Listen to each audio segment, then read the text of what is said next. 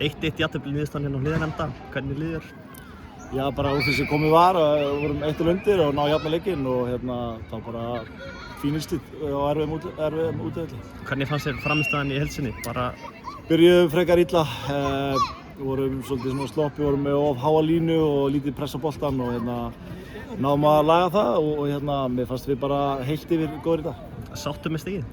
Já, eins og segir, úr því sem komið var, þetta bara mjög gott stig á endanum. Við hefum getað stólið þessu inn í lokin en sjálfsög hefði Valur líka getað sett annað markið og sannlega klára leikinn en svona þetta, stundum fram og tilbaka. Valsarar voru að mæta mjög öflugu Valslið.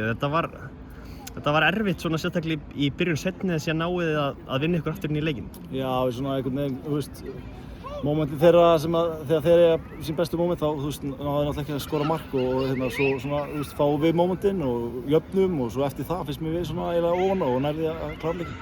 Alfa Conte var virkilega öflugur bara í öllum leiknum, hvernig fannst þér frammistaðan hans? Já, bara frábær í dag og bara búin að vera frábær fyrir okkur síðan að kom. Stefán Ljúbicic í leikbanni, hvernig fannst þið ykkur leysa það? Bara mjög vel. Múti kom inn í hans stað og skoraði gott mark og vann vel fyrir liðið og bara spilaði mjög góðan dag. Nú mótið hálfnað fyrir skiptingu. Hvernig meturðu bara frammistöðu liðsins hingað til, bara sem aðeins á mótinu?